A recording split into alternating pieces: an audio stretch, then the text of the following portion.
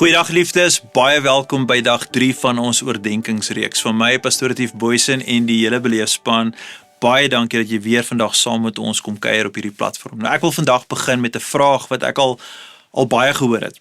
Daai vraag is, hoe weet ek hierdie gedagte kom van God af? En dis nie net iets wat uit my eie hart uit of gedagtes uit voortkom nie. Hoe weet ek is regtig die Here wat daai gedagte vir my gee? Nou ek dink elke gelowige vra op 'n stadium vra hierdie vraag, want ons wil nie net hoor nie, ons wil ook graag reg hoor. Ons wil seker maak ons luister na die regte stem. Nou die goeie nuus is dat God ons nie net in die donker los nie. Nee, hy gee vir ons riglyne om sy stem duidelik te kan herken. Luister gou wat sê Paulus vir ons. Rig julle gedagtes op alles wat waar is, alles wat eerbaar is, alles wat reg is, alles wat rein is, alles wat mooi is, alles wat prysenswaardig is, watter deeg of logwaardige saak daar ook mag wees. Daai is Filippense 4 vers 8. Nou, wanneer God met ons praat, dan trek hy ons gedagtes in hierdie rigting in. En dit kan so lyk. God se stem bring vir ons waarheid. God se stem bring vir ons hoop. God se stem bring vir ons verseker vrede.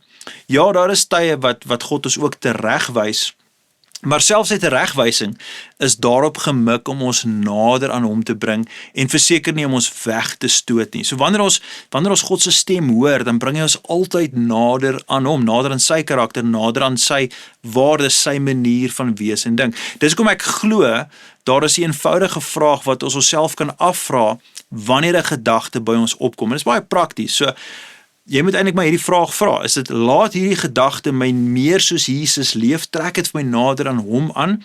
En as die antwoord ja is, dan sê ek luister verder, lê in en luister en laat toe dat daai stem vir jou verder vat, want as daardie gedagte jou aanspoor om lief te hê, te vergewe, te vertrou of om gehoorsaam te wees, en daar's verskeie ander maniere, maar as daai gedagtes jou nader bring aan Jesus Christus, dan kan jy met vrymoedigheid nader luister.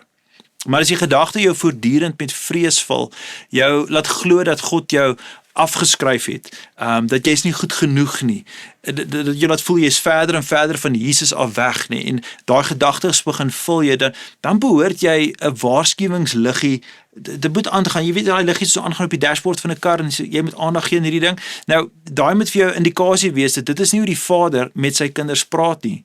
Jesus het gesê, my skape luister na my stem. Hy sê nie, my skape leef in verwarring nie. Nee, hoe langer ons saam met Jesus stap, hoe meer moet ons met hom wandel. En ek sê baie keer, as ons leer om by hom tent op te slaan, want ons bly by hom, ons is by hom, hoe makliker herken ons sy hart.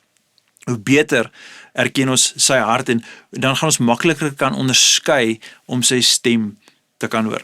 Geliefde, onthou net hierdie, God se stem sal jou altyd nader aan Jesus lei en nooit verder van hom af nie.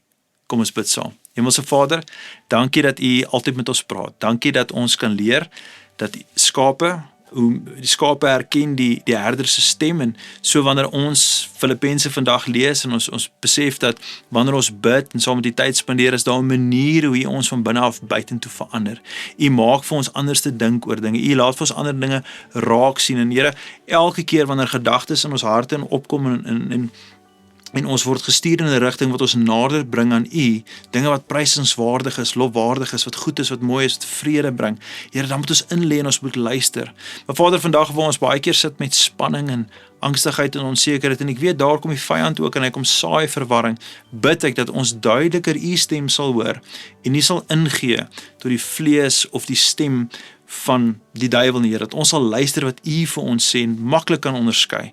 Daarom, Here, dank ek U vir die genade wat Paulus vir ons leer daar in Filippense. Mag ons werklik ons gedagtes rig na dit wat goddelik is, deur tyd te spandeer in die woord, deur te vertrou en te verwag dat U praat nog steeds met ons. Dis my gebed, Here, in die kosbare mooi naam van Jesus Christus. Amen en amen. Geliefde, ek sien julle môre. Gaan in vrede.